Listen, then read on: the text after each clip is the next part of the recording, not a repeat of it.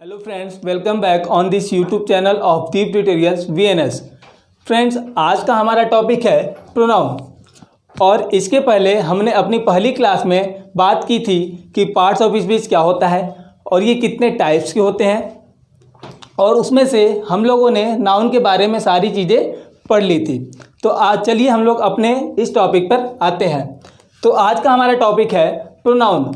Pronoun एक ऐसा शब्द होता है जो नाउन के स्थान पर हम लोग प्रयोग करते हैं। बचपन में आप लोगों को भी डिफिनेशन बताया गया होगा, pronoun are the words which used in place of noun. ठीक है, प्रोनाउन ऐसे शब्द होते हैं जो हम लोग नाउन के स्थान पर या संज्ञा के स्थान पर प्रयोग करते हैं। ये जो प्रोनाउन हमारा वर्ड है ये दो शब्दों से मिलकर बना है, प्रो और दूसरा शब्द है नाउन। प्रो का जो अर्थ होता है, इसका अर्थ होता है फॉर। फॉर मतलब के लिए। प्रोनाउन जो वर्ड है वह खुद ही बताता है कि मैं नाउन के लिए बना हूं, यानी प्रो का मतलब होता है के लिए, और यहाँ पर हमारा है नाउन मतलब नाउन के लिए। मतलब वो खुद ही बताता है, अपने आप से अपने आप को डिफाइन करता है कि मैं नाउन के लिए बना हूं और मेरा जो प्रयोग है वो नाउन के स्थान पर होता है। ठीक है, प्रोनाउन का यूज़ हम लोग क्यों करते हैं, पहले इसके बारे में जान लेते हैं। फ्रेंड्स, जब हम लोग कभी भी बातें करते हैं एक दूसरे से तो प्रोनाउन का प्रयोग इसलिए करते हैं ताकि हम लोग जो है नाउन को जो है दोबारा, या नाउन का जो रिपीटेशन है उसको हम लोग रोक सके। प्रोनाउन हम लोग यूज़ करते हैं रिपीटेशन ऑफ नाउन को रोकने के लिए। जैसे यहाँ पर हम लोग एग्जाम्पल के तौर पर देखते हैं, सोनाली एक अच्छी लड़की है। सोनाली 10वीं कक्षा में पढ़ती है। सोनाली के पास गिटार है। सोनाली हमेशा सच बोलती है। अब यहाँ पर हम लोग देखेंगे एक ही नाम को हम लोग बार बार यहाँ पे लिख रहे हैं, तो ऐसे करने से हमारा जो सेंटेंस है उसके अर्थ पे भी प्रभाव पड़ता है और ये हमारे सेंटेंस को ऑब्जर्व करता है, यानी कि हमारा जो सेंटेंस है वो थोड़ा सा बेढंगा भी दिखने लगता है। तो प्रोनाउन का यूज़ इसीलिए हम लोग करते हैं ताकि हमारा जो सेंटेंस है वो बेढंगा ना लगे, हमारी कन्वर्सेशन अच्छी हो और उस सेंटेंस के अर्थ पे कोई भी प्रभाव ना पड़े। अब जैसे यहाँ पर मैंने यूज़ किया है सोनाली एक अच्छी लड़की है और फिर सोनाली 10वीं कक्षा में पढ़ती है। क्या आप लोग ऐसा करते हैं?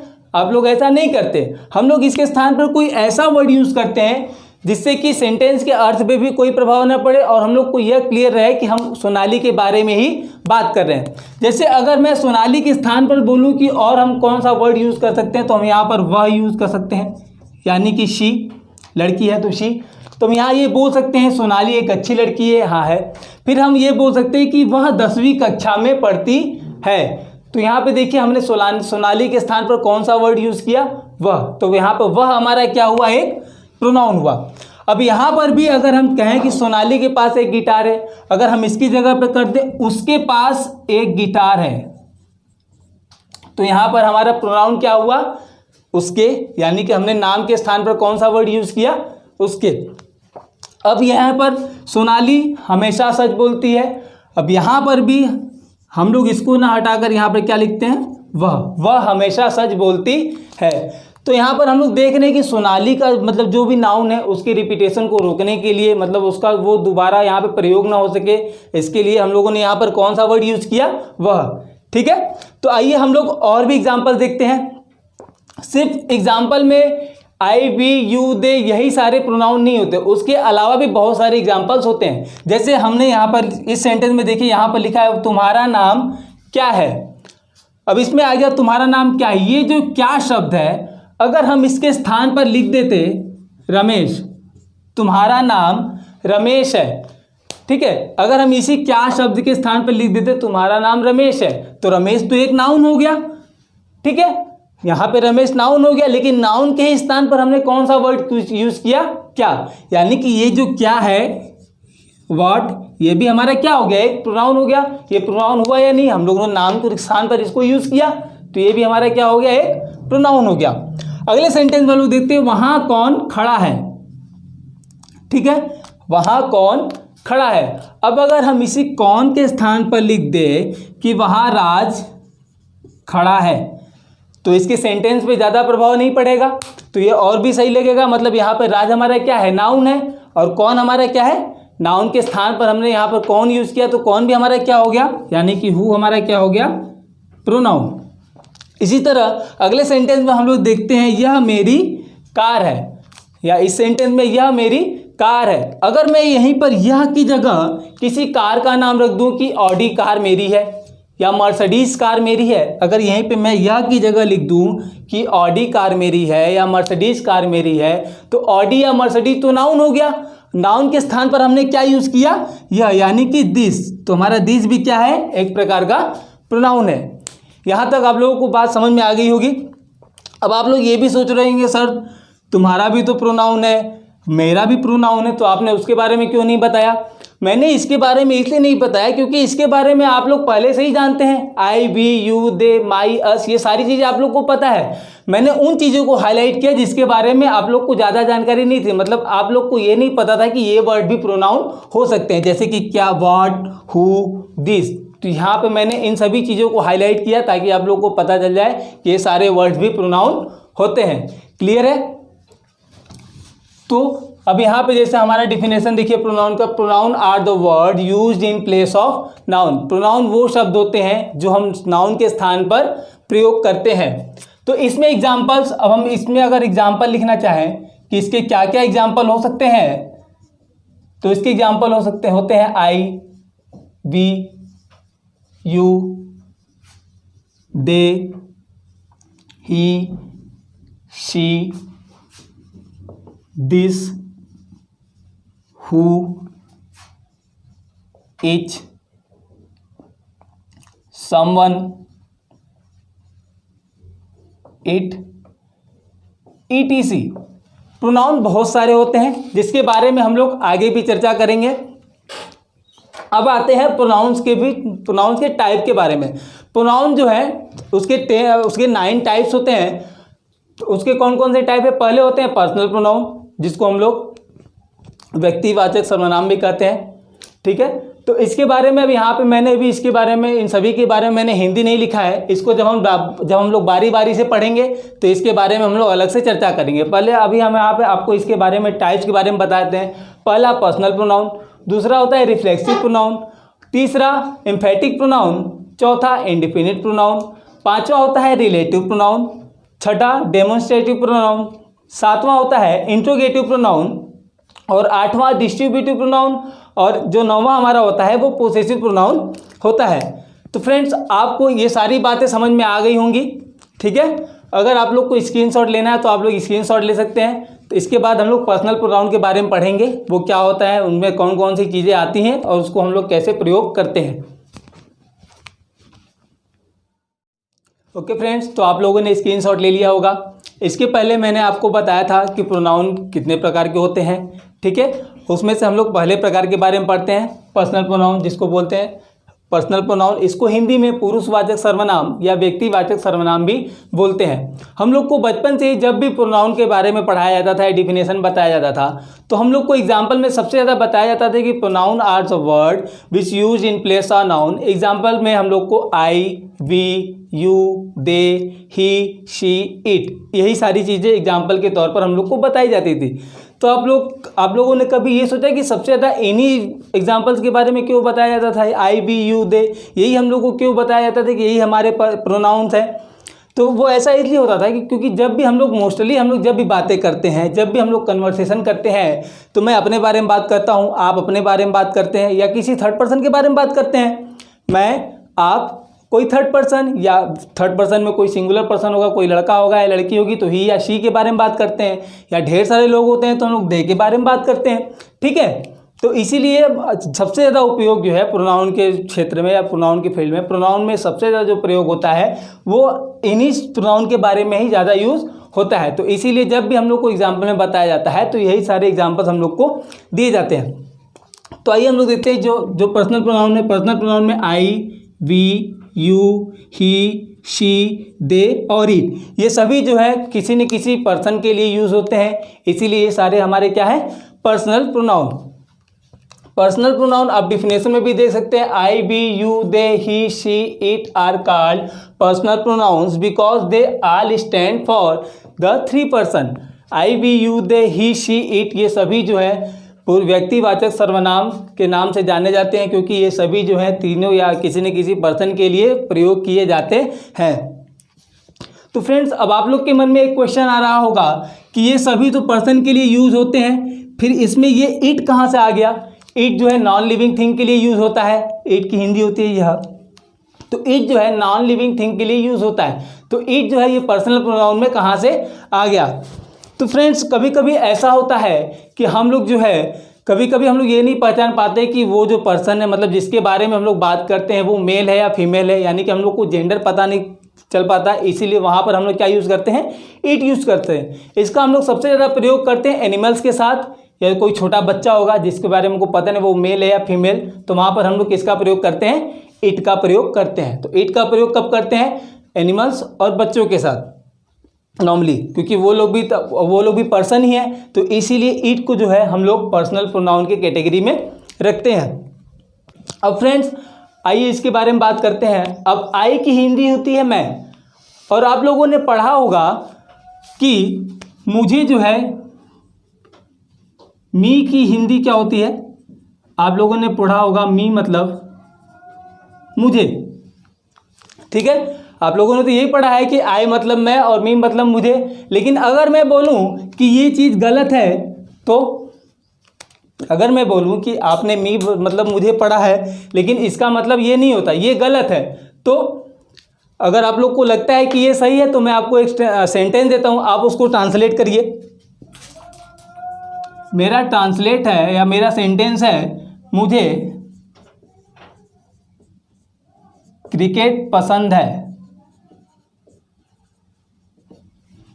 अब आप लोग कंफ्यूज हो गए होंगे, क्योंकि मी का मतलब मुझे होता है और मैंने यहाँ पर लिख दिया मुझे क्रिकेट पसंद है। अब आप लोग यहाँ पर क्या यूज़ करेंगे? मी यूज़ करेंगे या आई यूज़ करेंगे? तो इसको जब हम लोग ट्रांसलेट करेंगे तो हम यहाँ पर क्या यूज़ करेंगे? I like cricket. तो फ्रेंड्स जैसा आप लोगों ने पढ़ा था कि मी मतलब मुझे, मैंने कहा ये गलत है, और हमने यहाँ पर मुझे के लिए क्या यूज़ किया? आई, ठीक है। तो फ्रेंड्स मी मतलब मुझे नहीं होता, आई की ही हिंदी ये सारी चीज़ें होती हैं, मैं, मुझे, मेरा। जैसे यहाँ पर ये हो गया, अगर मैं बोलूँ कि उन्हें आइसक्रीम पसंद है, उन्हें आइसक्रीम पसंद है, तो फ्रेंड्स यहाँ पर तो उन्हें आ गया, तो हम यहाँ पर उन्हें के लिए क्या देम यूज़ कर सकते हैं? आप लोगों ने पढ़ा होगा देम मतलब उन्हें होता है, तो हम यहाँ पर देम तो यूज़ करेंगे नहीं, क्योंकि देम तो ऑब्जेक्ट है। लेकिन यहाँ पर उन्हें कैसे यूज हुआ है? एज ए सब्जेक्ट यूज हुआ है। तो हम यहाँ पर क्या यूज़ करेंगे? They like ice cream. अब फ्रेंड्स आप लोग कंफ्यूज हो गए होंगे कि मैंने तो पढ़ा था मी मतलब मुझे होता है, लेकिन यहाँ पर मैंने मुझे के लिए आई का प्रयोग किया, ठीक है। तो इसके बारे में भी आगे हम लोग बताएंगे। जब कोई प्रोनाउन जो है एज ए सब्जेक्ट यूज होता है, तो हम लोग उसका सब्जेक्ट लिखते हैं। अगर ऑब्जेक्ट के रूप में प्रयोग होगा तो हम लोग उसका ऑब्जेक्ट लिखेंगे। तो फ्रेंड्स इसी प्रोनाउन को जो है 3 पर्सन के तरह जो है डिवाइड कर दिया गया है, मतलब उसके 3 पर्सन होते हैं। सबसे पहला आता है फर्स्ट पर्सन।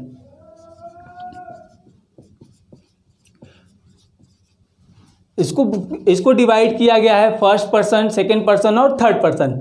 अब आप लोग सोचेंगे फर्स्ट पर्सन कौन से होते हैं, सेकंड पर्सन कौन से होते हैं और थर्ड पर्सन कौन से होते हैं। तो फर्स्ट पर्सन वो होते हैं जो बात करता है, यानी कि जो बताने वाला होता है, यानी कि जो बोलने वाला होता है, वो हमेशा कौन से होते हैं? First person. जैसे मैं, और अगर हमारे साथ कोई और होगा तो वो लोग कौन से होंगे? First person. आई और वी जो हमारा प्रोनाउन है वो हमेशा फर्स्ट पर्सन में आता है। अब फ्रेंड्स सेकंड पर्सन में जो सुनने वाला होता है, मतलब आप या तुम, मतलब हमारे सामने मैं बोल रहा हूँ तो मैं फर्स्ट पर्सन, या हम लोग बोल रहे हैं तो फर्स्ट पर्सन, और हमारे सामने जो सुनने वाला होता है यानी कि तुम या आप, तो वो हमारे कौन से आ जाएंगे? ये हमारे आ जाएंगे सेकंड पर्सन में। अब आते हैं थर्ड पर्सन। थर्ड पर्सन वो लोग होते हैं जिसके बारे में हम लोग बात करते हैं। जैसे मैं बोल रहा हूँ, मैं फर्स्ट पर्सन, आप सुन रहे हैं सेकंड पर्सन। थर्ड पर्सन जो जिसके बारे में हम लोग बात करते हैं, चाहे वह हो चाहे ढेर सारे लोग हो, तो हम लोग दे, तो उन लोगों के बारे में हम लोग बात करते हैं। तो जिसके बारे में हम लोग बात करते हैं वो कौन से होते हैं? Third person. यानी कि जो बोलने वाला होता है या जो बात करता है वो फर्स्ट पर्सन, जो सुनने वाला होता है यानी कि यू हमारा किस में आ जाएगा? Second person. और थर्ड पर्सन में ही, शी, दे, इट, ये इतने सारे एक साथ नहीं होते, ये हमेशा सिंगल में ही आती है, या तो एक व्यक्ति के हम बारे में बात करते हैं या ढेर सारे लोगों में बात करते हैं, तो इन्हीं में से कोई एक ही आएगा। तो ये हमारे आ जाते हैं थर्ड पर्सन के कैटेगरी में। तो फ्रेंड्स, आपको ये सारी बातें समझ में आ गई होंगी। अब आप लोग यहाँ पर थोड़ा सा कंफ्यूज हुए हैं कि मी मतलब मुझे होता है, लेकिन मैंने यहाँ पर आई यूज़ किया। ये सब्जेक्टिव और ऑब्जेक्टिव केस के लिए होता है। इसके बारे में भी हम लोग अभी चर्चा करेंगे, तब तक आप लोग इसका स्क्रीनशॉट ले लीजिए। ओके फ्रेंड्स, तो अभी हम लोग पर्सनल प्रोनाउन के बारे में बात कर रहे थे। इसके पहले मैंने आपको बताया था कि पर्सनल प्रोनाउन को 3 पर्सन बांटा गया, फर्स्ट पर्सन, सेकंड पर्सन और थर्ड पर्सन।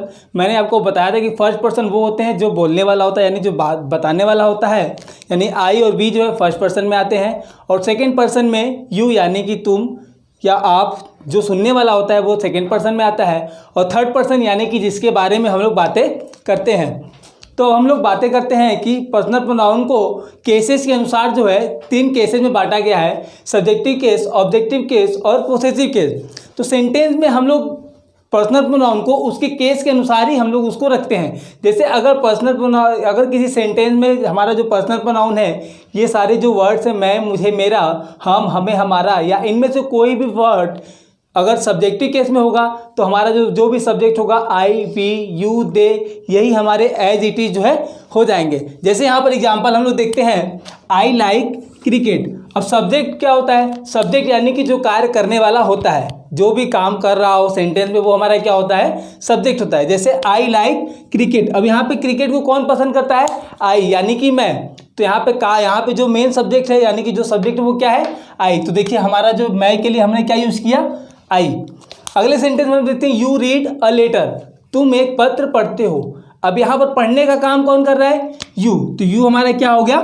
सब्जेक्ट। तो देखिए हमने तुम के लिए यू वर्ड यूज़ कर दिया, यू प्रोनाउन यूज़ कर दिया। इसी तरह हमारा अगला जो सेंटेंस है, ही इज़ राइटिंग। अब इसमें लिखने का काम कौन कर रहा है? यानी कि इस वाक्य में मेरा जो सब्जेक्ट वो क्या है? ही। तो ही हमारा इसमें क्या हो गया? सब्जेक्ट। और इसमें दे आर प्लेइंग क्रिकेट। इसमें हमारा जो कार्य कर रहा है, खेलने का जो काम कर रहा है, कौन कर रहा है? दे, यानी कि वे लोग कर रहे हैं। तो ये हमारा क्या हो गया? सब्जेक्ट। अब आते हैं ऑब्जेक्टिव केस।